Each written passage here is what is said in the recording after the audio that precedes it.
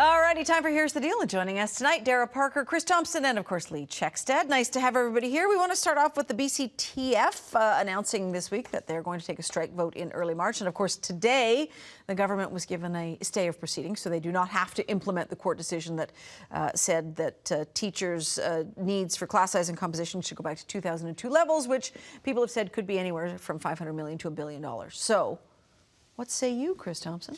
Well, I think it's really, really tough whenever you get politics, not messing around with the market is the wrong word, but when you get something like unions and there's a concerted labor effort, I understand people want small class sizes and be able to bargain with whatever they want, but ultimately, like, if you don't have the money, you kind of don't have the money. And if you're but the court earlier ruled that money does not is not enough a significant reason for the decision to go against them. You can't make this a money issue if it's unconstitutional. It's unconstitutional. Yeah, and that's fair enough. But then you have to look at the other side of the coin: is well, what are you going to have to give up if you have to hire all these teachers back? And I did a little bit of digging, and I found out that there's two things that I don't think people are really looking at: class size and teacher salaries are correlated. So if you get a smaller class size, it's not a very big correlation, but it is a statistically significant one. You get smaller class sizes, you get smaller teacher salaries. So if you have more teachers that are paid less, the big winner in there is a union, because they have a much larger political influence and they get more money with smaller class sizes. That's an awful framework. That's completely unfair. I want to live in a world where teachers are valued in the same way that lawyers are. I mean, you're creating a false. That was a shot across the bow. That was a shot. No, I'm ready. Chris may or may not be a lawyer, but no, honestly, I want to live in a world where salaries aren't disproportionate in that kind of way, and I think that at the core here is not a salary issue. That's not what the union's pushing right now. It's actually about class composition and class size. And class size. I was going to say composition and size sound almost the same, but yes. So let's talk about that. Let's not say it's only this or that. Really, I would like to take charge of the BC provincial budget and redistribute a few other of the ministries. Mm-hmm. There you go. What about a strike, a potential strike? I mean, I kind of don't blame them, because we learned through the most recent court proceeding, not today's, but the earlier one, the ruling, that the government's been bargaining in bad faith. But I think that this decision to take a strike vote at this stage in the negotiations kind of shows a little bit of bad faith on the unions, that they're not going into this. I mean, they can't do anything, and they've said, we're not going to act on this. So why do it at this point? Why take that vote now? They have 90 days. I think they need to go back to the drawing board and try and wait until they're ready to make a decision. Why have faith in a government that has repeatedly lied to you and been found to have enacted 2 unconstitutional pieces of legislation in the last decade? Mm-hmm. It doesn't surprise me, all this back and forth. It really doesn't, because this is a dangerous situation that we've gotten to, through the years of the wrangling. It seems to be getting messier and messier as the weeks go on. All right, let's talk about hockey. Apparently, hockey people from Seattle are in Vancouver having a look around to see how we do things here, because there's lots of buzz about an NHL team showing up in Seattle, and possibly even before an NBA team shows up in Seattle. So that's kind of interesting news. Supply and demand. What's going to happen to hockey ticket prices? So, well, here's the thing that I'm wondering is the quality of Vancouver's team arguably has gone down quite a bit, and they're not as exciting and they're not winning as much. So ticket prices are probably going to go down in Vancouver. So if you get a team in Seattle, all of a sudden, if there's a lot of fans in Seattle, that now they're not going to come to Vancouver anymore. But that being said, now people in Seattle... How many Seattle fans come to Vancouver for Canucks games? I don't know, but a lot of Vancouver fans go to Seattle for Seahawks games. Right, but I don't think the reverse is true. Yeah. Do you? But if you have a situation where, let's say, Vancouver and Seattle are playing in Vancouver, or Seattle, you can say, okay, well, let's take a weekend to Seattle. We'll watch the hockey game, we'll hang around, and we'll come back. And then this vice versa could be said true for Vancouver. So I mean, it'll be interesting. It'll be fun to see if they actually get a hockey game or a hockey team in Seattle, but I don't think it'll make a huge difference in Vancouver. I think it's actually a great idea, because Seattle's actually a market that cares about hockey. Where you think about some of the other markets that were listed about other possible expansion teams, Las Vegas, Phoenix doesn't care about their team.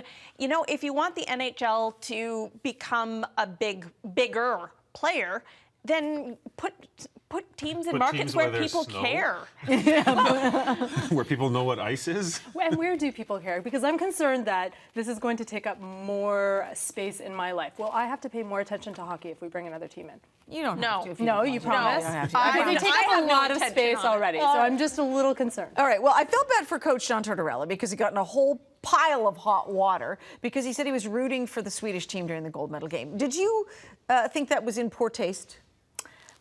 Again, how much space? I'm sorry, my people on hockey. Jared doesn't care. No, well, Face of indifference shines across the table. you know what? Adam. I love sports. Full disclosure, I've played competitive sports my entire life. I just think professional NHL, NBA players get a lot of time and focus. Let's talk about the women's hockey game.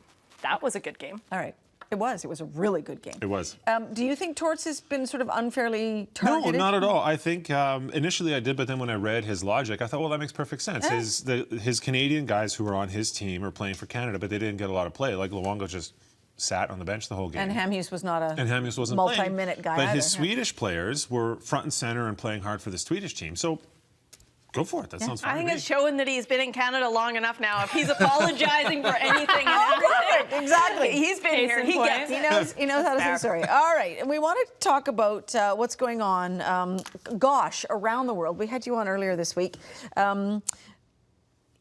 Luckily, in Arizona, the governor just today vetoed a horrific bill that would have allowed people to not serve the LGBT community. Can you imagine? Can you No, imagine actually, I can't. walking It's- in for a haircut or a wedding cake or anything and being said, no, sorry. As you said on our show on Monday, I believe, you're super queer. That's right, Jill. I hope that's like running underneath my name right now. Dara Parker's super queer. Yeah, I'm not going to serve you. It's horrendous, and I'm so happy that the bill was vetoed. That's great. But I think what's interesting is as the queer community gains more and more legal rights, it's almost as if the pendulum swings both ways. So more progress, more equality, and at the same time, you see these really oppressive, regressive pieces of legislation happening. So what's happening in Uganda, and which is absolutely horrific, the piece in Arizona, but also I'm hearing from colleagues in the southern US that every time New York wins a battle, when Seattle wins a battle, It gets tougher. it gets worse. Yeah. So I think that's a really important point to acknowledge.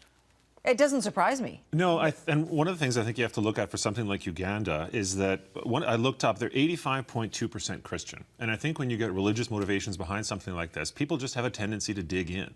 And for something like Uganda, I think, when the missionaries came over in the mid-1800s, Ugandans didn't get the memo that we don't believe every word in the book. It's like you can ignore the part about, smiting people and stoning homosexuals, et cetera, but they just didn't get the memo.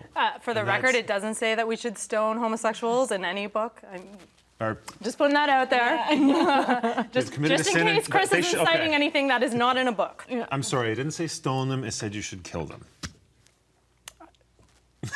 I don't I think you're stand right, corrected. but go on. Clearly, there are no biblical scholars I here. know. I don't know who to believe. I actually Get don't the think ticker that's at the right. bottom of the Yeah. screen. If Yeah. man lies with another man, they have both committed a sin and they shall be put to death.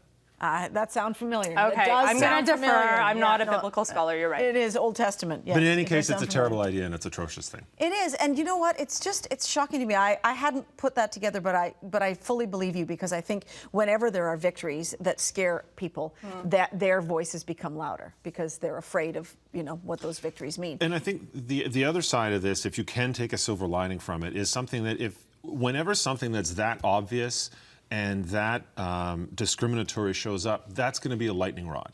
So if the discrimination was a lot more subtle, it would probably be a lot harder to root out. Whereas if something like this, like all of a sudden, countries are thinking about doing sanctions and making speeches and all sorts of other stuff. But is it a lightning rod? I mean, Russia had its day, but I think now that the Olympics are over, are people going to pay attention to the discriminatory laws in that country any Well, longer? it's getting a lot of play. The Uganda situation is certainly getting a lot of.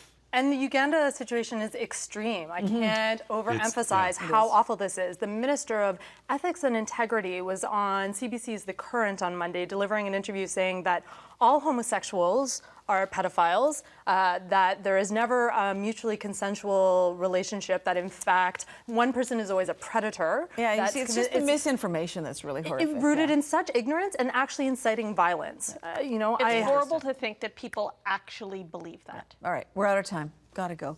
Dara Parker, Chris Thompson, and Lee Checkstead, thank you.